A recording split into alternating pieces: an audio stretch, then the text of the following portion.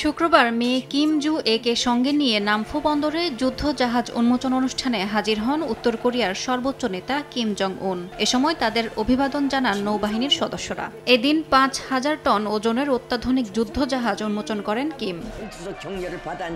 দেশটির গণমাধ্যম জানায়, বহুমুখী ব্যবহারের জন্য তৈরি যুদ্ধজাহাজটি যুক্তরাষ্ট্র এবং তার এশীয় মিত্রদের মোকাবেলার জন্য প্রস্তুত রাখা হবে।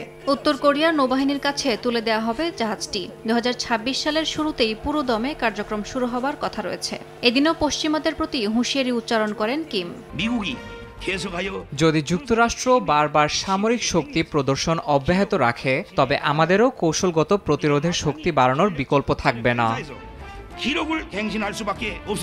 উত্তর কোরিয়ার ইতিহাসে অন্যতম শক্তিশালী অস্ত্র আখ্যা দেওয়া হয়েছে নতুন এই যুদ্ধজাহাজকে। চোয়ে হিয়ন ক্লাস নামে পরিচিত এই যুদ্ধজাহাজ পুরোপুরি দেশীয় প্রযুক্তিতে তৈরি হয়েছে মাত্র ৪০০ দিনে। এতে সবচেয়ে শক্তিশালী অস্ত্র ব্যবস্থাও যুক্ত করা হয়েছে বলে দাবি পিয়ংইয়ংয়ের।